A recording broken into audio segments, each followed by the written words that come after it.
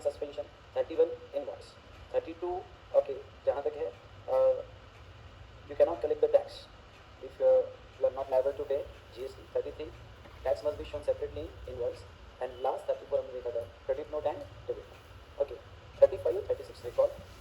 इसके बाद 37 जो है GSTR वन, जो कल हमने एंडिंग में जो चैप्टर देखा तो GSTR जो अभी अभी हमारा खत्म हुआ, और रिटर्न चैप्टर 38 से लिखे तो 43 तक आपको अप्लीकेबल नहीं है. Okay 44 first 44 annual return, 45 okay and etcetera जो हमने लेके वो देखा ना जो भी है. 35 36 एंड 68 ये चैप्टर में का जो इंपॉर्टेंट चैप्टर है वो है ई वे. Okay E Webel with rules में 56 रूल 56 57 58 एंड रूल 138. आगे बढ़ने के पहले कुछ डेफिनेशन. ओके यह डेफिनेशन देख लेते हैं. Audit. Audit means examination of records. ये आपको बताने की तो जरूरत नहीं है, तो बता देता हूँ. ऑडिट मीन क्या बेटा? Examination of records, return other documents maintain और furnished by registered person under this act. जब आप जीएसटी ऑडिट करोगे तो नॉट ओनली आपको रिकॉर्ड्स का ऑडिट करना है, आपको रिटर्न भी क्रॉस वेरीफाई करना है, रिको बनाना है, and you also have to check other relevant documents. Okay and rules made under और under any other law for timing force and to verify the correctness of turn और declare taxes paid, refund claim and input tax credit. जब आप audit करोगे तो देखो हर return में आपने जो इमीडिएट टर्नओवर बताया, इंडिविजुअल टर्नओवर बताया, तो ऑडिट करते वक्त statutory audit, income tax audit और जीएसटी ऑडिट में बेसिक डिफरेंस क्या होता है? ओके इनकम टैक्स ऑडिट आपके रिकॉर्ड बेस ज़्यादा होता है. Okay in addition to compliance of law. Now यहाँ पे ओके जीएसटी ऑडिट में आप ऑलरेडी 12 रिटर्न्स फाइल कर चुके हो या क्वार्टरली 4 रिटर्न्स फाइल कर चुके हो, तो वो रिटर्न और आपका जो एनुअल रिटर्न जाएगा 31 दिसंबर को ओके और 17 18 का अभी जून, तो एनुअल रिटर्न जो जाएगा तो ये एनुअल रिटर्न के साथ आपको मैच करना पड़ेगा. तो आपकी मंथली रिटर्न और एनुअल रिटर्न में टर्नओवर आपने जो डिक्लेयर किया है प्लस आपके रिकॉर्ड के बेस पे आपने जो टर्नओवर डिक्लेयर किया है, उसके बाद में टैक्स कैसे पे किया है, रिफंड कोई क्लेम होगा. मेन ऑडिट में रहेगा इनपुट टैक्स क्या बेटा? मतलब वॉट एवर द क्रेडिट. इसलिए आप मुझे अभी जो सुन रहे हो अभी इनपुट टैक्स रेट में 17.5 लॉ क्रेडिट अभी सुन रहे हो, लेकिन आपको जब ऑडिट करना हो क्योंकि 17.5 में बहुत ज़्यादा चेंजेस होगा. मोटर व्हीकल का मतलब ज़्यादा है ना, मेनली मोटर व्हीकल का चेंज हुआ, तो मोटर व्हीकल का चेंज हुआ तो मोटर व्हीकल की पहले ऐसा कोई क्राइटेरिया नहीं था. पहले बस मोटर व्हीकल यहाँ नहीं मिलेगा. अब उन्होंने 13 से कम 13 से ज़्यादा क्राइटेरिया डाल दिया, पहले ऐसा नहीं. तो ये ऑडिट करते वक्त ध्यान देना. ओके क्या अमेंडमेंट्स हुई थी, ओल्ड प्रोविजन क्या थी. ओके ये तो डिस्कशन ठीक है. इसके बाद में also is compliances as per the provision of this act. Principal place of business means you ये definition नहीं करते मैं फिर से क्यों पढ़ा रहा हूँ, जबकि ये definition रजिस्ट्रेशन करते हुए मैंने पढ़ा दिया था. ये चैप्टर में फिर से ये ले रहा हूँ कि आपके सभी books of account principal place of business पे होनी चाहिए. दूसरा सवाल आपका ये आ जाएगा कि sir what do mean by principal place of business. जैसे एक स्टेट में आपके 25 ब्रांचेस है तो आपको सबकी डिटेल्स तो देनी पड़ती है प्लेस ऑफ बिजनेस की. अगर प्लेस ऑफ बिजनेस का डेफिनेशन आपको याद होगा तो नो ऐसे प्लेस जहाँ ऑर्डिनरी आप बिजनेस कर रहे हो या फिर गोडाउन या फिर वेयर हाउस या फिर आप जहाँ बुक्स ऑफ अकाउंट रख रहे हो, पूजा याद है, केस याद है, या कंसाइनमेंट एजेंट का प्लेस भी आपका प्लेस ऑफ बिजनेस माना जाएगा स्टेट वाइज. इसमें आपका जो प्रिंसिपल प्लेस ऑफ बिजनेस है ताकि वो आपको डिक्लेयर करना पड़ता है. क्यों? क्योंकि आपके सभी बुक्स ऑफ अकाउंट आपको प्रिंसिपल प्लेस ऑफ बिजनेस पर रखना पड़ता है ना. अभी जो हम देख रहे हैं वो रिकॉर्ड्स वगैरह देख रहे हैं, तो उसके ऊपर बेस अगर हम बात करें तो प्रिंसिपल प्लेस ऑफ बिजनेस और ये डेफिनेशन अभी हमारे लिए बड़ी इंपॉर्टेंट हो जाती है. एंड डॉक्यूमेंट्स तो इंक्लूड रिटर्न प्रिंटेड रिकॉर्ड्स और electronic records and etcetera. Chapter easy है और थ्योरेटिकल चैप्टर है. ओके तो मई 2018 में ये चैप्टर पे स्पेशली कुछ आ गया था. ओके अब मैं आपको एक बात बताऊँ.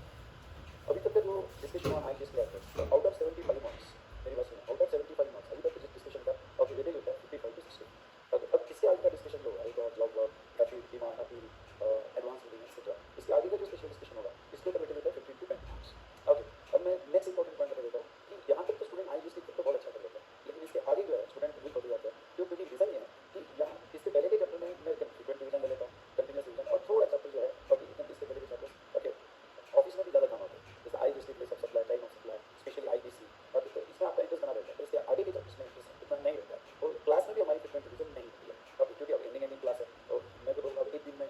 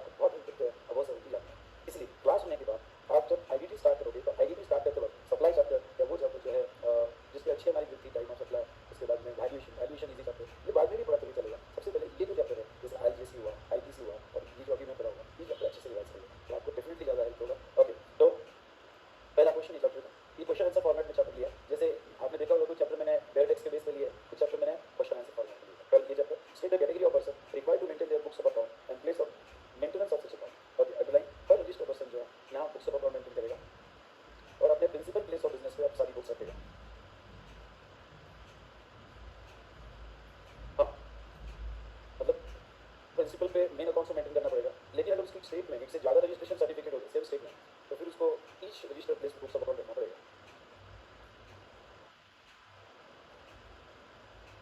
ठीक है, what types of record? Underline production, inward outward supply, stock of goods. Now very very important, ये एमसीक्यू क्वेश्चन आ सकता है। Okay, stock record composition scheme के लिए मेंटेन करने की जरूरत नहीं। तो खास बात बता दूं, इसके आगे भी एमसीक्यू अगर आपने अच्छे से पढ़े तो ये हेल्प करता है। आउट ऑफ 30 मार्क्स अगर हम 75 मार्क्स का 30% भी पकड़ ले, 75 मार्क्स का 30% मतलब अराउंड कितना होता है? 23-24 मार्क्स होते हैं। ठीक है, तो 23-24 मार्क्स में से 5 मार्क्स के एमसीक्यू आपके लिए चैप्टर में से आए। और ये चैप्टर के एमसीक्यू जो है ऐसे कॉर्नर में ढूंढ के बनाता है। जैसे इस बार के आरटीपी में ये एमसीक्यू है कि भाई कंपोजिशन स्कीम जो है वो स्टॉक रिकॉर्ड जो है मेंटेन करेगी नहीं करेगी, उसमें पैरामीटर्स दिए। अगर आप अभी ये थ्योरेटिकल चैप्टर्स आपने लर्न करने के बजाय ध्यान से पढ़ना और तो पढ़े तो आपको समझ में आएगा। तो ये इंपॉर्टेंट पॉइंट है कि कंपोजिशन स्कीम जो है, जो भी कंपोजिशन स्कीम है वो स्टॉक रिकॉर्ड्स मेंटेन नहीं करेगा। हाँ, उसे प्रोडक्शन रिकॉर्ड मेंटेन करना पड़ेगा। इस बार के एमसीक्यू जो आरटीपी में भी है, हाँ, उन्होंने कहा कि भाई आप कोई भी इसमें से जो इनकरेक्ट है वो बताओ कि जो कंपोजिशन टेलर कॉम्प्लिकेबल है, production record, inward outward record, stock record, ITC record, sorry ITC नहीं था उसमें, और स्टॉक रिकॉर्ड था। उसके बाद में उसमें से बाकी सब ये इनकरेक्ट था कि स्टॉक रिकॉर्ड उनको मेंटेन करने की जरूरत। ये पॉइंट इंपॉर्टेंट है। इनपुट टैक्स क्रेडिट अवे, ये भी कंपोजिशन स्कीम में रिकॉर्ड जरूरी नहीं है, आप लिख सकते हो। अच्छा, input tax credit composition scheme में सवाल ही नहीं आता क्यों? आईटीसी मिलते हैं तो वो लिखो, also not required in case of composition scheme.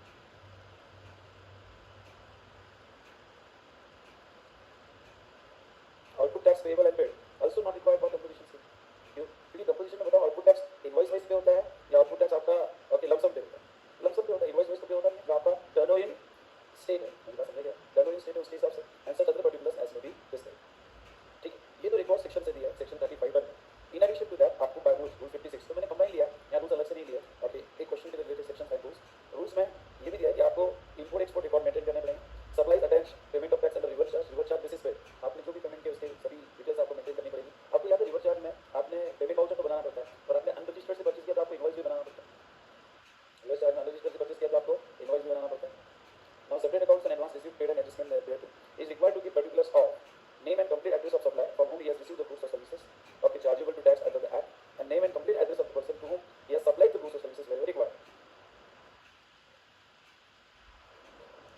Now he is required to give particulars of complete address of premises where goods are stored by him, including the goods stored during transit, along with particulars of stock stored therein. However, if any taxable goods are found to be stored at any place other than those so declared without or of any valid document, proper officer shall determine the amount of tax payable on such goods as if the goods have been supplied to registered person under the registered. अगर आपका goods कोई ऐसे place में मिल गया जहाँ जो registered place नहीं है या जो आपने डिक्लेयर नहीं किया as a place of business, और वहाँ उसके कोई रिकॉर्ड्स नहीं मिले और उसके स्टोरेज के, तो नाउ प्रॉपर ऑफिसर उसे टीम टू सप्लाई मान लेगा और उसका टैक्स आपको पे करना पड़ेगा। ओके, अभी थ्योरेटिकल चैप्टर मैं ये कह रहा हूँ ना, बहुत इंपॉर्टेंट। ग्रुप बना और अच्छे ग्रुप बनाओ अभी जो आपके साथ पढ़ सके, और ग्रुप बनाते वक्त जो भी थ्योरेटिकल चैप्टर डीडी आईडी है हर एक पैरा पे एमसीक्यू क्वेश्चन बनाओ। इससे दो चीजें, एमसीक्यू क्वेश्चन पे जैसे आप खुद क्वेश्चन बनाते हैं एमसीक्यू क्वेश्चन, क्योंकि हमने भी बनाया एमसीक्यू क्वेश्चन, तो वही आएगा ऐसे पक्की बात। ये exactly like CPT exam, 30 marks का जो एमसीक्यू सीपीटी एग्जाम कौन सा नया वो बना दे, किसी को पता नहीं। ओके, ये तो हम जो बनाए हुए एमसीक्यू वो तो प्रैक्टिस है, आरटीपी में फॉर प्रैक्टिस भी है, पर ओके ग्रुप बना के यहाँ पे जो भी आपके फ्रेंड्स है एक पैरा लेना, उसमें के छोटे छोटे क्वेश्चन बनाओ। उससे फायदा क्या? उससे फायदा ये होगा कि छोटे छोटे जब प्रश्न आप बनाते हो तो आपको फोकस बढ़ता है, तो आपको कंसेप्ट याद रह जाता है। तो छोटे छोटे जो क्वेश्चन वो क्वेश्चन बना रहे हैं, आप कुछ क्वेश्चन बना रहे हो, स्पेशली ये थ्योरेटिकल टॉपिक्स। ओके, तो इससे फायदा बस इतना ही होगा कि कभी साथ में बैठे, कभी साथ में बाहर जाए, पढ़ने बैठे, तो ये छोटे छोटे क्वेश्चन रेडी रहेंगे। एक मेरे को बताओ, और क्या लगता है आपको जब कोई क्वेश्चन का आंसर नहीं आता है और दूसरा दे देता है तो फायदा आपका समझना, डोमिनेट मत करना आपने। मैंने कहा जिंदगी बड़ी मुश्किल से मिलती है, जितना कम हो सके अपने आप को डोमिनेट करें। तो अगर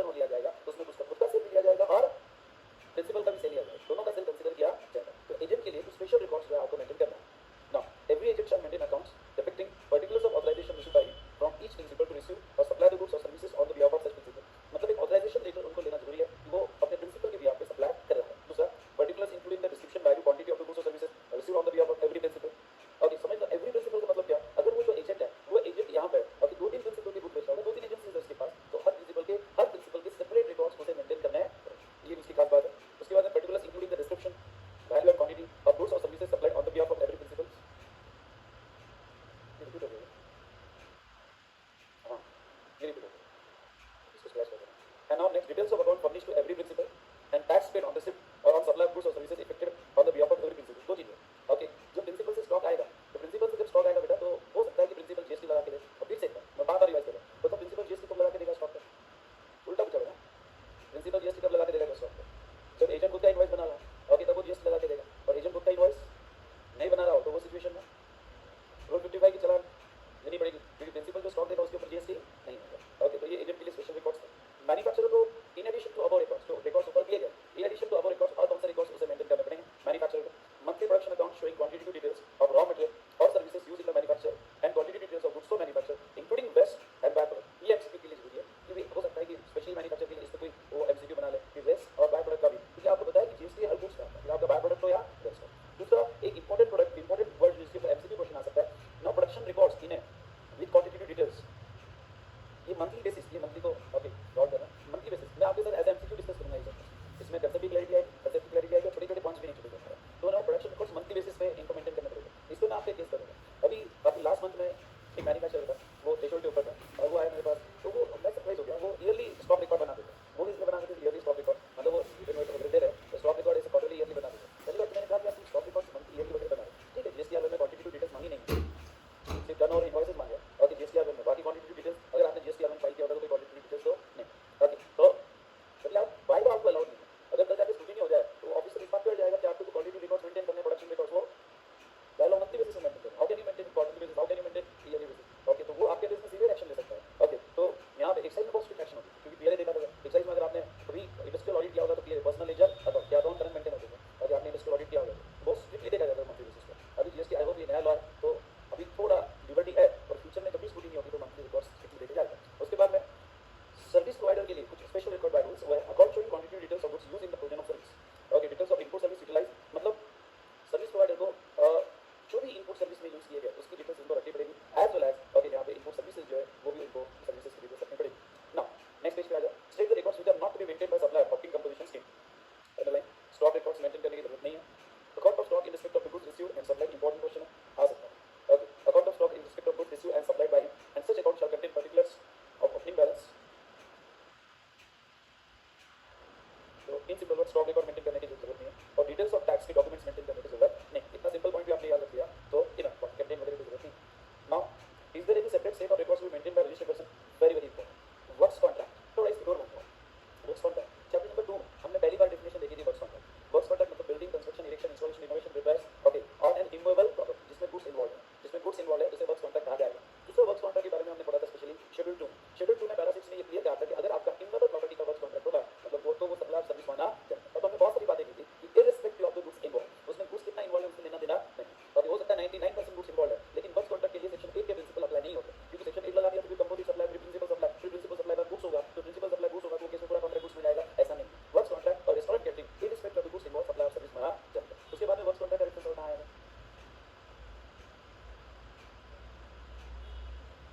law credit, right? Law credit में वर्क्स कॉन्ट्रैक्ट सर्विस आप लेते हो तो उसके आईटीसी आपको नहीं मिलेगा, लेकिन दो केस में आपको वर्क्स कॉन्ट्रैक्ट सर्विस और कंस्ट्रक्शन ऑफ इमूवेबल प्रॉपर्टी नहीं मिलते, पर दो केस में प्लांट एंड मशीनरी, और आपका आउटपुट सप्लाई भी वर्क्स कॉन्ट्रैक्ट होगा तो आपको आईटीसी मिल जाएगा। पर अब कुछ ऐसे रेफरेंसेस वर्क्स कॉन्ट्रैक्ट है जहां डायरेक्ट नहीं है पर वो मेनली वर्क्स कॉन्ट्रैक्ट को लगते हैं। कंटीन्यूअस सप्लाई सर्विस, क्योंकि वर्क्स कॉन्ट्रैक्ट का पीरियड मोस्टली 3 महीने से ज्यादा होता है, तो मतलब 99% केसेस में 3 महीने से ज्यादा होता है, इसलिए वो भी एक कंसेप्ट है वर्क्स कॉन्ट्रैक्ट सर्विस का कि वो कंटीन्यूअस सप्लाई सर्विस मानी जाएगी। और अगर वो कंटीन्यूअस सप्लाई सर्विस मानी जाएगी, पीरियड 3 महीने से ज्यादा होगा, तो उसके इनवॉइस अगर उसने वर्क्स कॉन्ट्रैक्ट में ड्यू डेट फिक्स किया होगा तो उसके हिसाब से होगा, या फिर इवेंट फिक्स किया होगा तो उसके हिसाब से इनवॉइस दिए जाएंगे। अगर आपका ओके इनवॉइस इवेंट वाइज या ड्यू डेट वाइज दिया है तो आपका time of supply okay time of supply section 13 के हिसाब से फिक्स होगा। 13 में अगर इनवॉइस आपने विदिन प्रिस्क्राइब टाइम दिया, अब विदिन प्रिस्क्राइब टाइम दिया सेक्शन 13 में, मतलब क्या मतलब ये हुआ कि अगर आपने ड्यू डेट फिक्स की होगी तो ऑन और बिफोर ड्यू डेट अगर इनवॉइस दिया होगा तो आपका ड्यूएस इनवॉइस और रिसीव डिलीवरी अर्लियर पर आएगा। और अगर आपने कंप्लीशन ऑफ इवेंट पे ओके यहाँ पे ओके इनवॉइस रखे होंगे तो वो केस में अगर जिस दिन इवेंट कंप्लीट हुआ उस दिन या उसके पहले अगर आपने इनवॉइस दिया होगा तो उसके तो विदिन टाइम दिया है तो वो सिचुएशन में इनवॉइस और रिसीव डिलीवरी इज अर्लियर। लेकिन ख्याल रखना ओके अगर आपने विदिन टाइम इनवॉइस नहीं दिया, मतलब ड्यू डेट को इनवॉइस नहीं दिया या कंप्लीशन को इनवॉइस नहीं दिया,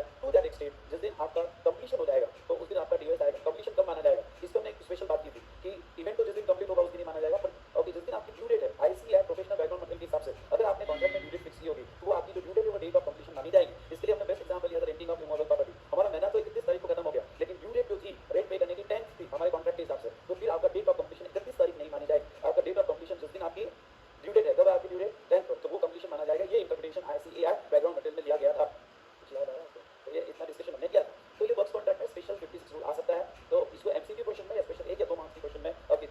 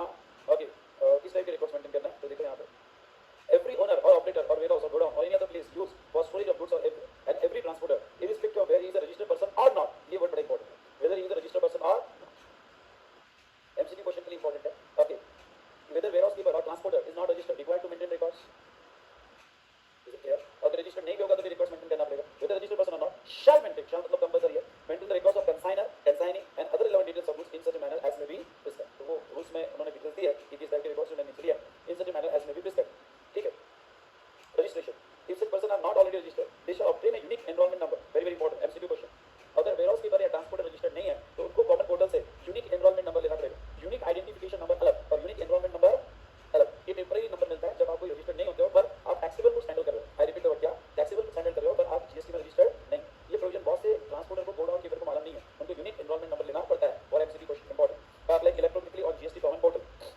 next the person so enrolled in any other state or union territory shall be deemed to be enrolled in the state or union territory and such person may also omit the details furnished in prescribed form मतलब क्या अब ये line का meaning ये है कि sir क्या transporter Maharashtra में बिजनेस है एमपी में बिजनेस है और दूसरी जगह बिजनेस है और ओके क्या अलग अलग स्टेट के अलग अलग एनरोलमेंट नंबर उन्हें लेने पड़ेंगे क्या कोई जरूरत नहीं ओके एक बार कहीं पे भी कॉमन पोर्टल पे एनरोलमेंट नंबर ले लिया तो वो एनरोलमेंट नंबर दूसरे स्टेट पे भी चल सकता है सेपरेट एनरोलमेंट नंबर लेने की कोई जरूरत नहीं है उसके records to be maintain by transporter देखो records of goods transported delivered and goods stored in transit by him okay मतलब कितना गुड्स ट्रांसपोर्ट किया डिलीवर किया ट्रांजिट में कितना है इवन ट्रांजिट में कितना वो भी मेंटेन करना पड़ेगा along with GST of registered consignor or consignee for each of the branches. Okay, so consignor or consignee की GST भी maintain करने पड़ेगा. Records to be maintained by owner, operator or warehouse keeper. Books of account with respect to trade for which particular goods remains in a warehouse. Okay, including particulars relating to dispatch, movement, receipt, the disposal of such goods. Okay, the owner or operator of godown shall store the goods in such a manner that they can be identified item wise, okay, order wise, and shall facilitate any physical verification or inspection by the proper officers on क्या. Okay, इसमें MCQ question क्या है? अगर वो unregistered हो गए तो भी उनको यहाँ पे रिकॉर्ड्स मेंटेन करना पड़ेगा जो नीचे प्रिस्क्राइब रिकॉर्ड क्या है प्लस उनको क्या यहाँ पे यूनिक एनरोलमेंट नंबर भी देना पड़ेगा ये दो इंपॉर्टेंट पॉइंट्स जो एमसीक्यू क्वेश्चंस में आपके आने चाहिए okay for the purpose of e way bill जो कंसेप्ट मैं थोड़ा बाद में लूंगा for the purpose of e way bill rules a transporter who is registered in more than one state और union territory having the same permanent account number he may apply for unique common enrolment number हां ये भी अच्छा है MCQ question के लिए for MCQ okay ये particular बता दो क्या हुआ बॉस मैं ई-वे बिल में समझाऊंगा ट्रांसपोर्टर का रजिस्ट्रेशन जो है मोर देन वन स्टेट में तो ट्रांसपोर्टर का रजिस्ट्रेशन जो मोर देन वन स्टेट में बेटा तो उसके लिए प्रॉब्लम क्या हो जाता है जब वो ई-वे बिल से गुड्स ट्रांसपोर्ट करता है कुछ गुड्स महाराष्ट्र से ले रहा है उसके बाद में कुछ गुड्स एमपी से ले रहा है ओके और कुछ गुड्स यूपी से ले रहा है और दिल्ली जा रहा है तो पर वो अपनी ब्रांच से ले रहा है यहाँ से गुड्स उठा रहा है वहाँ से गुड्स उठा रहा है वहाँ से और तो क्या हो जाता है उसका अलग अलग स्टेट में अलग अलग जो है जीएसटी में तो ई-वे बिल बनाना उसके लिए मुश्किल जाता है क्यों क्योंकि निकला तो महाराष्ट्र से अरे है ना और उसकी ब्रांचेस एमपी में भी है यूपी में भी अदर स्टेट में तो सप्लाई वो अगर ट्रांसपोर्टर जो है तो ट्रांसपोर्टर को एक कंसोलिडेटेड ई-वे बिल बनाना पड़ता है ओके तो ऐसे सिचुएशन में ट्रांसपोर्टर का ई-वे बिल बना रहा होगा और उसके एक से ज्यादा क्या जीएसटी नोट है तो देगा कौन सा जीएसटी क्योंकि अलग अलग ब्रांचेस के अलग अलग जीएसटी में और जर्नी कंटिन्यूअस है वो उठा रहा है कंटिन्यूअस जर्नी में जा रहा है तो उसको एक प्रैक्टिकल डिफिकल्टी आ रही थी कि जीएसटी कौन सा यूज करे क्योंकि ई-वे बिल में एक से ज्यादा तो जीएसटी को यूज नहीं कर सकता तो फिर उनको फिर से एक अच्छा प्रोविजन लाके दिया कि ये जो ट्रांसपोर्टर जिसके अगले मोर देन वन स्टेट में रजिस्ट्रेशन है तो ये ई-वे बिल सॉरी ये जीएसटी ई-वे बिल में ना यूज करते हुए यूनिक कॉमन एनरोलमेंट नंबर एक मिनट एक नया वर्ड आ गया इसके पहले क्या वर्ड था यूनिक एनरोलमेंट नंबर और यहाँ पे यूनिक कॉमन एनरोलमेंट नंबर और मैं फिर से कहता हूँ और मैं अभी यहाँ पे ये वेलकम करूँगा अगर आप कोई अच्छे एमसीक्यू बना सके तो आपको लगता है कि स्टूडेंट नॉलेज के साथ शेयर होना चाहिए तो आपके एमसीक्यू में डेफिनेटली इनकॉर्पोरेट करूँगा और जिसके भी एमसीक्यू में इनकॉर्पोरेट करूँगा या मुझे जो वर्चुअल बैच में देख रहे हैं ओके तो मैं नेक्स्ट बैच में डेफिनेटली उनका नाम भी यहाँ यूज करूँगा मेरी क्लास में जिन्होंने कंट्रीब्यूट किया ओके और बेटा तो एक ग्रुप कंट्रीब्यूट किया उसने जिसने अच्छी तरह से एमसीक्यू कंट्रीब्यूट किया पढ़ते पढ़ते ओके तो डेफिनेटली उनका नाम भी ओके यहाँ पे मैं क्लास में शेयर करूँगा एज वेल एज एक छोटा सा गिफ्ट मेरी तरफ से छोटा सा बोल रहा हूँ मेरी तरफ से एक ग्रेटिट्यूड रहेगा लेकिन एक सिंपल मैं यही कहूँगा कि आप शेयर करो अगर आपके सिलेक्ट होता है तो डेफिनेटली आप यहाँ पे यूज कीजिए और ये स्टूडेंट नॉलेज में सबके साथ शेयर किया जाएगा ये पोर्टल पे तो यूनिक कॉमन एनरोलमेंट नंबर अब आपको देखा एमसीक्यू कैसा आएगा transporter okay has to maintain अब ई-वे बिल में नहीं पूछा transporter has to okay unregistered transporter required to apply for unique enrolment number unique common enrolment number UIN unique identification number नहीं चल रहा अच्छा यूआईएन किस तरीके से है यूआईएन बोलो नालायक को अरे वो United Nation international organisation foreign embassies उनको रजिस्ट्रेशन करने की जरूरत नहीं होती है उनको क्या होता है यूआईएन क्या है रिफंड क्लेम करने के लिए रजिस्ट्रेशन करने की जरूरत नहीं होती है अब हो गए कंफ्यूज पहले तो अनरजिस्टर्ड ट्रांसपोर्ट और नन ऑफ अब हाथी में कोड़ा जाएगा क्या नन ऑफ कुछ स्टूडेंट नन ऑफ अब अनरजिस्टर्ड के लिए नाम बताया तेरे को है ना तो अनरजिस्टर्ड वेयरहाउस की पर ट्रांसपोर्ट बनाओ मजा आए सब्जेक्ट पढ़ने में मजा आए ग्रुप बना के बनाओ ठीक है तो एक मिनट अनरजिस्टर्ड ट्रांसपोर्टर होगा तो हो गया अरे अनरजिस्टर्ड ट्रांसपोर्टर कॉमन नहीं है उसके पहले वाला है अनरजिस्टर्ड ट्रांसपोर्टर इसलिए मैं सुबह बैच देते हैं आज तक ओके क्या था यूनिक एनरोलमेंट नंबर और ये रजिस्टर्ड है ये क्या ये रजिस्टर्ड है ट्रांसपोर्टर पर एक से ज़्यादा स्टेट में रजिस्टर्ड है और उसको ई वे बिल में, हेलो उठो, हाँ उसको ई वे बिल में एक से ज़्यादा जीएसटी देने की प्रॉब्लम जा रहा है क्योंकि उसकी एक से ज़्यादा जीएसटी है। तो ई वे बिल में कोड कौन सा करे, तो वो केस में यूनिक कॉमन एनरोलमेंट नंबर, ठीक है, बाय सबमिटिंग डिटेल्स ऑफ ये ना ओके क्योंकि मैं कंट्रोल नहीं करूँगा तो मुश्किल हो जाएगा। तो ये ना 02 using by one of his goods और services tax identification number, okay upon validation of, तो ये इंपॉर्टेंट है unique common enrolment number in ENR 02। Sir ये फॉर्म नंबर पे पूछेंगे क्या, मुझे नहीं लगता कि फॉर्म नंबर वगैरह आपको पूछे जाएगा, ओके पर इंस्टीट्यूट का कोई भरोसा, ओके तो upon validation of detailed furnished unique common enrollment number shall be generated and communicated to state transporter provided that when state transporter has obtained a unique common enrollment number he shall not be eligible to use any goods and service tax number for the purpose of EOD। हाँ अगर उसने unique common enrolment number use कर लिया तो फिर उसको GST use करते हैं, जीएसटी यूज करते नहीं आएगा। Determine the procedure for to maintenance of account, चल प्रोसीजर तो यहाँ पे सिंपल है भाई, रिकॉर्ड्स आप इलेक्ट्रॉनिक इलेक्ट्रॉनिक फॉर्म में मेंटेन कर सकते हो, डिजिटल सिग्नेचर, प्रॉपर बैकअप ले लेना रिकॉर्ड्स का आप सब लोगों ने, ओके क्योंकि कभी एक्सीडेंट हो रहा है नेशनल पॉलिसी है तो आपका बैकअप होना जरूरी है। Records to be produce to the proper officer on demand, okay next लो इंपॉर्टेंट है, no entry to be erase और return any entry in register account okay document shall not be erase effects और return all incorrect entries otherwise then those clerical nature shall be scored out under the attestation and thereafter correct entry should be recorded. मतलब क्या, अगर आपने गलती से 20,000 की amount लिखी records में और बाद में बताइए गलत होगा तो फिर ये 10 स्कोर आउट करो, 10,000 लिखो और उस पर आपका ऑथेंटिकेशन भी होना चाहिए, ठीक है, और रिटर्न नहीं चलता। इसके बाद में where registered other documents are maintain electronic log of every entry edited and deleted shall be maintain. आपके सॉफ्टवेयर में लॉग चाहिए कि कब एंट्री डिलीटेड कर क्या नहीं है। Each volume books of account maintain manually, अगर आपने मैनुअली मेंटेन किया होगा ओके तो हर वॉल्यूम को सीरियल नंबर होना जरूरी है। Every registered person shall on demand produce books of account and is required to maintain under any law for timing in force.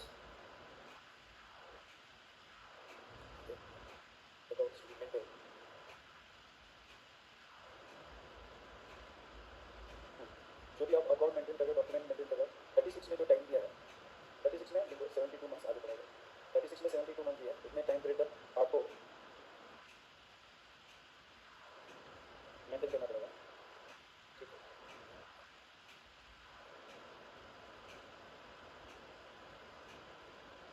Returns के लिए दिया है या आप कर सकते हो। हाँ next important question start section 35(5) at least बेटे के सेक्शन पर भी याद करना, ऑफिस में जो अभी ऑडिट करोगे तो जीएसटी में ऑडिट कौन से सेक्शन में आता है, सेक्शन 35। अच्छा इनकम टैक्स में 44 वो याद है ना, आगे भी तो नहीं, तो जीएसटी में कौन सा section 35। Then as per section 35 read along with section 44(2) and rule 80 of the CGST rule, every registered person must get his account audited by chartered accountant or cost accountant if his aggregate turnover okay during a financial year exceeds क्या 2 crores, okay। अब थोड़ा तो तुम office में बात discussion हुआ है थोड़ा मैं जानना चाहूँगा aggregate turnover of financial year. अब पहला फाइनेंशियल ईयर जो है वो 17-18 है, तो 17-18 में जुलाई से जीएसटी आया, तो एग्रीगेट टर्नओवर एक्ट में लिखा है फाइनेंशियल ईयर, तो पहले जो 3 महीने थे अप्रैल में जून उसका भी टर्नओवर कंसीडर करना क्या 2 करोड़ का कैलकुलेशन के लिए, मैं ऑडिट में हुआ नहीं, क्या तुम्हारे ऑफिस में क्या डिस्कशन है अप्रैल में जून का, क्यों, क्योंकि इन्होंने फाइनेंशियल वर्ड यूज किया सेक्शन में, और फाइनेंशियल वर्ड तो अप्रैल से चालू होता है, ठीक है, तब जीएसटी नहीं हो 2017 में अप्रैल में जून में, तो था तो वो फाइनेंशियल ईयर। तो आपको क्या लगता है जून 1 जुलाई से लेना, या क्योंकि बहुत से लोग अगर 1 जुलाई से लो तो ऑडिट के बाहर आ जाते हैं, लेकिन 1 अप्रैल से लो तो विद इन ऑडिट आ जाते हैं। आपके ऑफिस में क्या डिसीजन है,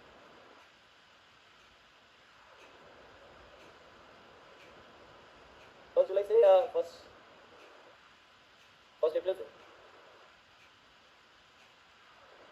1 अप्रैल या 1 जुलाई, ऑफिस में नहीं पता चले बहुत मैं नेक्स्ट लेक्चर में लूँगा। हाँ ओके, और मुझे याद है आपके बहुत से पूछो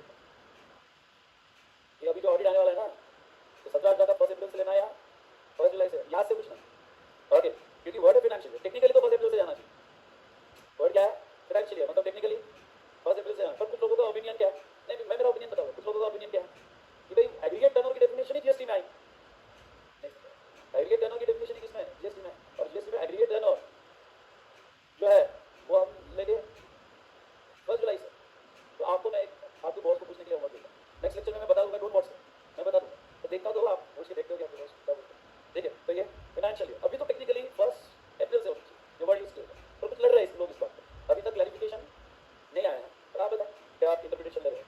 2 करोड़ एक्सेस 2 करोड़ आपको, और यहाँ पे audit by chartered accountant by cost accountant, such registered person is required to furnish electronically audited annual report, ये कल की बात होगी मतलब हमारे सेशन में, और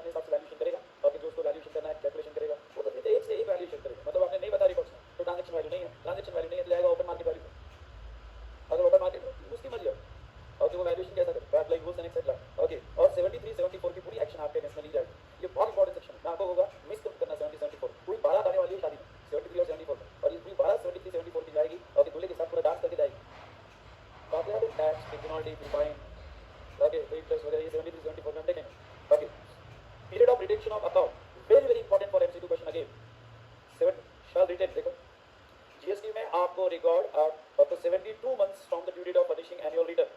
Okay, मतलब 72 months तक आपको क्या 72 months मतलब कितने 6 years तक, और बताएगा 17-18 का एनुअल रिटर्न की डेट जो है अभी आ रही है, तब 30 जून को है ना, तो 30 जून से आगे हो 6 साल, पहले हम 1.5 साल से संभाल के फट रहे रिकॉर्ड्स, अरे है ना, तो अब 17-18 की लास्ट डेट क्या थी 30, अगर हम बाई डेट डालें तो 31 दिसंबर 18 था, तो 19 आ रहा है, 19 में जून आ रहा है, तो इसके आगे और 6 साल। ओके, जो भी है, अगर registered person will the party of appeal और revision on other proceeding before appeal authority original authority operate beginner court, okay, what whether filed by him और by commissioner or under investigation of him shall retain the books of account and other records pertaining to the subject matter of such appeal, revision, proceeding, investigation for a period of 1 year after final disposal of such appeal or revision or proceeding on investigation. Okay, or the period specified above, whichever is क्या later. Okay, क्या समझा? चलो शब्दों के पढ़े जाते हैं, जैसे कुछ समझ में नहीं आता आप तो मेरे से पता नहीं, मैं जब पढ़ता हूँ तो आप पढ़ते हो कि नहीं पढ़ते मेरे साथ, क्योंकि मैं आपके लिए पढ़ता हूँ पर आप अपने लिए नहीं पढ़ते हो, मुझे वर्ड टू वर्ड याद है। जब जब यूएस किया तब तो अराउंड मैंने 50 टाइम्स क्लास पास, तो रिवीजन, बूस्टर, क्वेश्चनर सब मिला लो तो आराम से मैंने पढ़ा दिया, फास्ट ट्रैक, रेगुलर, ओके, सब अगर कंबाइन कर दो तो मोर देन 50 टाइम्स हो गया। तो इन शॉर्ट, ओके, यहाँ पे जब मैं रीड करता हूँ तो आप भी मेरे साथ रीड करते हैं, इसका एक मैं एज अ स्टूडेंट आपको बताता हूँ, जब आप रीड करते हो ना तो माइंड वो वर्ड्स को रिकॉर्ड करती है, जिसमें जिसको समझ लिया ना, इसको टेक्निक समझ लेना, इंडियन एजुकेशन सिस्टम में पढ़ाई बहुत ईजी हो सकती है कि ये रिटर्न कैसे करता है, जिसने इसको समझ लिया, एटलीस्ट इंडिया में तो भी हम इजी कर सकते हैं। ओके, तो इन शॉर्ट सिंपल पढ़ना, मैं आपको मेरे साथ पढ़ना तो वर्ड्स कैच होते रहते हैं, रिकॉर्ड्स होते रहते हैं, और फिर जब मैं एक्सप्लेन करता हूँ तो वो वर्ड्स मेरे कंसेप्ट के साथ कनेक्ट होते हैं, इंटीग्रेट होते हैं, और फिर आप जब इमेजिन करते हो तब आप रिटेन करते हो। मेरे साथ पढ़ने की जरूरत है, तो अब मैं आपको बताता हूँ क्या था, अगर आपकी केस लगे, अगर आपने अपनी फाइल की होगी, फिर वो केस रिवीजन में आप अपील में किसके पास या इन्वेस्टिगेशन में, तो फिर ये बस समझना कि 6 साल। तब अगर आपकी केस कोर्ट में लगी हुई है, इन्वेस्टिगेशन में लगी है, ऑफिस प्रोसिक्यूशन में लगी है, तो जिस दिन ऑर्डर आएगी फाइनल ऑर्डर कोर्ट की, वहां से और 1 साल, और वो 1 साल हो सकता है 6 साल बाद का हो, मतलब 7 साल तो आपकी केस ही चली कोर्ट में, तो फिर 7 साल बाद ऑर्डर आई, तो उसके बाद और 1 साल, मतलब कितना हो गया 8 साल, आपको रिकॉर्ड्स मेंटेन, तो पीछे भी क्या लेकिन आपको मेंटेन करना पड़ेगा। उसके बाद में clarification on issue in respect of maintenance of books of account relating to the additional place of business by principal और auctioneer for the purpose of option of tea coffee and rubber, underline the tea coffee and rubber. Okay, देखो, as per first provision of section 35(1) of CGST Act, both principal and auctioneer are required to maintain books of account relating to their additional place of business in such places. However, principal and auctioneer face difficulties in relation to maintaining, मेरे से पढ़ो, at least पढ़ो, नहीं भी समझाओ। However, principal and auctioneer face difficulties in relation to maintaining books of account at each and every additional place of business related to the stock of goods like tea, coffee, butter, etc. meant for supply through an auction. Whether both the principal as well as auctioneer can be allowed to maintain books of account relating to additional place of business at their place of business itself. Okay, at the principal place of business itself. मतलब क्या?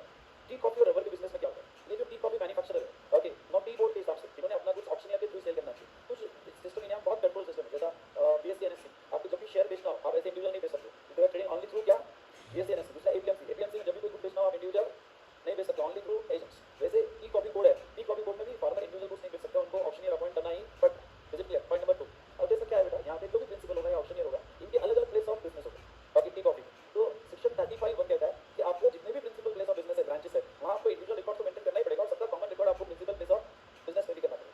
तो इनको क्या problem जा रहा था, इनको जो है, और इनके जो एडिशनल प्लेस ऑफ बिजनेस है या हर प्लेस ऑफ बिजनेस है वहाँ रिकॉर्ड मेंटेन करना पॉसिबल नहीं हो रहा था। ओके, तो ऐसे सिचुएशन में यहाँ पे ओके उनका ये सवाल था कि प्रिंसिपल प्लेस ऑफ बिजनेस को भी अगर मेंटेन किया तो चलेगा, इस पे क्लैरिफिकेशन क्या है।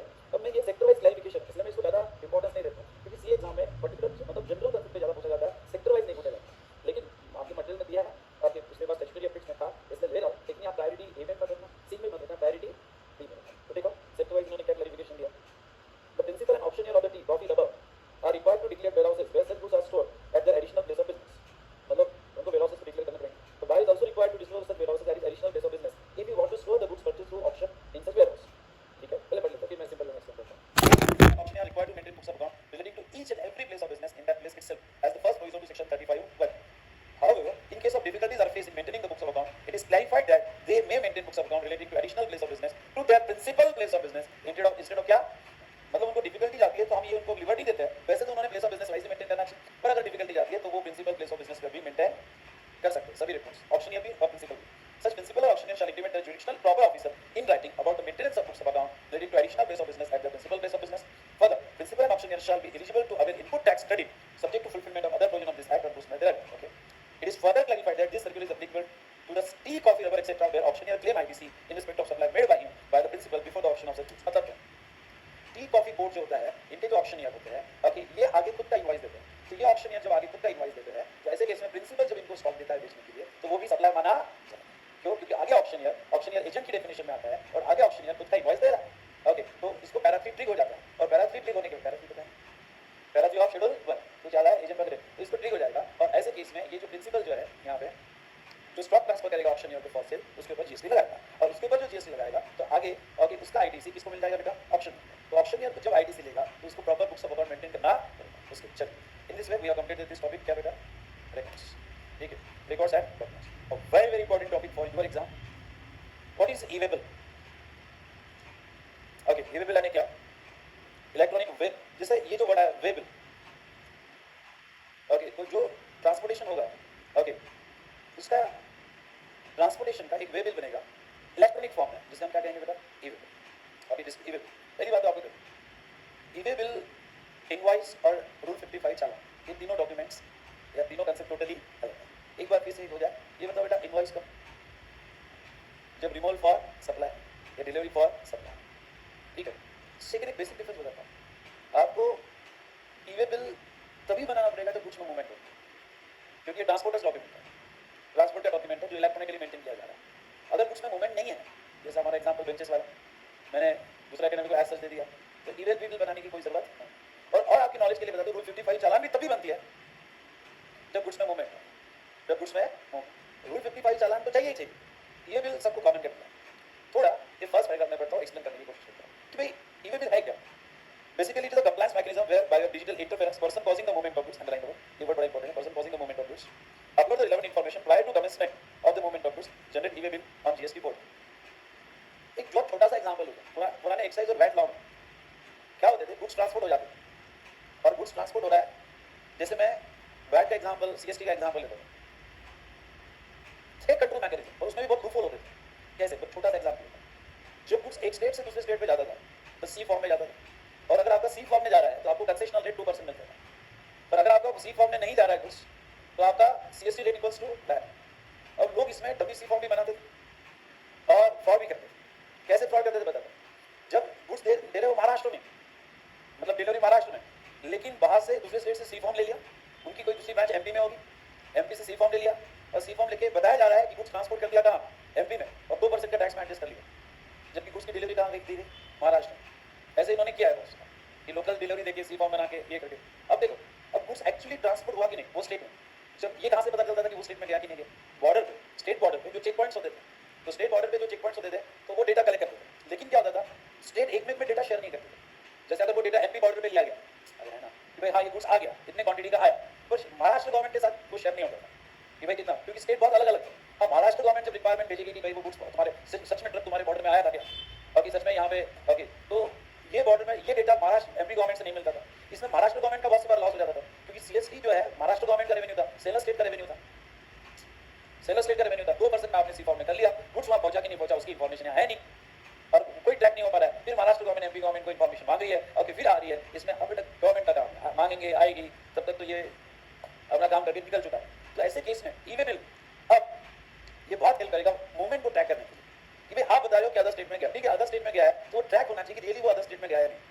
ओके, आगे जाके ई वे बिल में बेटा अभी तो उन्होंने डिवाइस मतलब सेक्शन में डाल दिया कि हर ट्रांसपोर्टेड डिवाइस यूज करेगा और वो डिवाइस ट्रैक किया जाएगा, लाइक ओला। नहीं समझा, यानी आपके ई वे बिल नंबर से आपका अभी ट्रक कहाँ पे है और उसने डिलीवर कर दिया कि नहीं, ये फ्यूचर का प्रोजेक्ट है ई वे बिल के तहत। अभी इतना डेवलपर उन्होंने प्रोविजन रखी है कि डिवाइस अटैच किया जाएगा, और आपका गुड्स कहाँ अभी कहाँ जा रहा है, कहाँ नहीं जा रहा है, कहाँ स्टोर किया जा रहा है, ये ओला के साथ जीपीएस में ये ऐप में ट्रैक कर रहे हो, पूरा वैसा ट्रैकिंग सिस्टम बनेगा ताकि वो डीआई से इन बिटवीन। ओके, दूसरा एक और फायदा बताता हूँ ई वे बिल का, relevance of E way bill आगे लूंगा। Okay, relevance of E way bill यहाँ पे कि पहले क्या होता था कि हर स्टेट के बॉर्डर पे या हर सिटी के बॉर्डर पे अननेसेसरी परेशान। अब मैं ये एसएससी के एंगल, टैक्स पेयर के एंगल से बोलूँ, मुझे पता है हर चेक पॉइंट्स पे, हर नाके पे ट्रक को रोकना, स्टेटमेंट मांगना, डिटेल्स मांगने के बाद ओके एक दिन रोक के रखना, यानी अगर ट्रक यहाँ से दिल्ली 2 दिन में जा सकता है तो वो ट्रक को 20 दिन लग जाते थे। क्यों 20 दिन लग जाते थे? क्योंकि हर चेक पॉइंट पे रोको, डिटेल्स बताओ, सब बताओ। ओके, तो हर चेक पॉइंट पे उसका जो है यहाँ स्टेटमेंट दो, इससे बहुत परेशानी होती थी।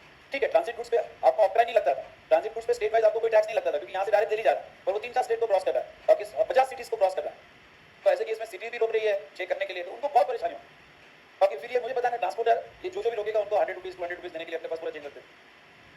लेकिन हमारे सिटी में कोई ना कोई रोकेगा, कभी तो आरटीओ नहीं रोक लिया, इधर बाजू में रोक, तो इनको बहुत परेशानी।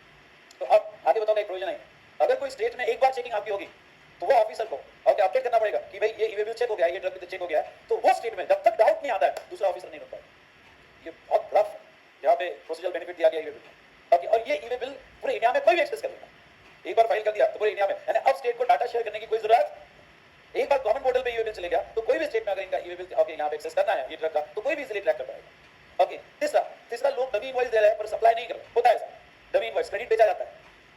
ओके डमी इनवॉइस दे रहे हैं पर सप्लाई गुड्स का सप्लाई नहीं कर रहे। अब ये टैक्स इवेजन, टैक्स कंट्रोल जो है ई वे बिल से कंट्रोल, मतलब अगर आपने गुड्स का सप्लाई कर दिया और उसका ई वे बिल नहीं बना, ट्रांसपोर्टर के डॉक्यूमेंट्स यहाँ पे क्लियर नहीं हुए तो वो सिचुएशन में ओके एक्शन लिया जा सकता है। तो बहुत सी बातों के लिए ई वे बिल बहुत इंपॉर्टेंट होने वाला है। पहला okay e way bill is electronic mechanism to ensure that there is a hassle free movement of goods through the country. Okay मतलब क्या कि अब जो है बेटा यहाँ पे ई वे बिल ओके तो यहाँ ये जो ई वे बिल बनने वाला है हैसल फ्री, मतलब आपको हर चेक पॉइंट्स पे रुका नहीं जाएगा। दूसरा act an effective tools to track the movement of goods. अगर किसी ऑफिसर को ऐसा लगा कि आपने कुछ गड़बड़ किया, आपने क्वांटिटी ज्यादा अपलोड कर दी ट्रक में, ट्रेन में, जो भी है, और आप इनवॉइस में कम बता रहे हो, आप इनवॉइस में कम बता रहे हो और ट्रैक करना है आपके गुड्स को, क्वांटिटी चेक करना है, तो फ्यूचर में अभी इतना डेवलप नहीं हुआ है सिस्टम, लेकिन फ्यूचर में वो इजीली ट्रैक कर सकता है और वो एरिया में ओके जहां पे भी आपका गुड्स है वो एरिया में इमीडिएट इंफॉर्मेशन दे सकता है कि जाके क्वांटिटी चेक करो, है ना, तो वो इमीडिएट इंफॉर्मेशन आपको दे सकता है। ओके होता है बेटा, एक साइज में तो मैंने देखे बहुत फ्रॉड हुए थे, क्वांटिटी ज्यादा लोड कर देना। ओके एक मानिकचंद का केस, तो मानिकचंद पान मसाला पे एक साइज जुड़ी थी और वो छोटे छोटे पाउचेस थे, तो अब ट्रक में 40 लाख 50 लाख पाउचेस लोड कर देना और इनवॉइस में 30 लाख बताना पाउचेस, क्योंकि उनको बाद में किसी ऑफिसर ने ट्रक पकड़ भी लिया तो वो एक एक पाउचेस गिनते हुए बैठे 1 2 3 4,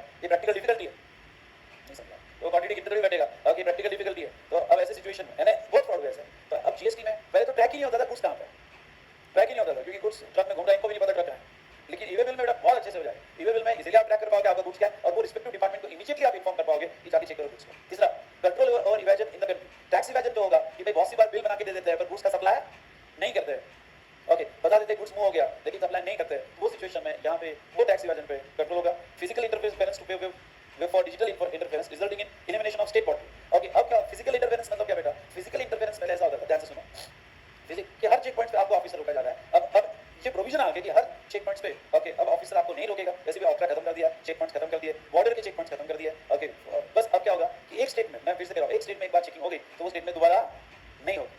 तो अब अगर कोई ऑफिसर को ओके आपको पता है ये प्रोविजन कि आपके अगेंस्ट में अगर सिग्नल तोड़ने का एक बार चालान लग गया दिन, तो फिर दिन में कितने भी बार सिग्नल तोड़ो दूसरा चालान नहीं लगेगा आपको, ये प्रोविजन पता है क्या आपको। ओके तो फिर वो चालान संभाल के रखना, फिर दूसरे पेनल्टी आपके ऊपर नहीं आती। ओके तो सुबह एक आधी बार चालान लग गया तो फिर फ्री। ओके तो वैसे कंसेप्ट यहाँ पे लाया गया कि भाई आपने अगर एक बार बिल बना लिया तो एक बार चेकिंग हो गई आपकी, तो फिर जब तक स्ट्रॉन्ग डाउट ना होगा आपको वो स्टेट में रोका, ट्रांसपोर्टर को नहीं रोका जाएगा, तो डिजिटल इंटरफेरेंस बढ़ जाएगा। तो इवन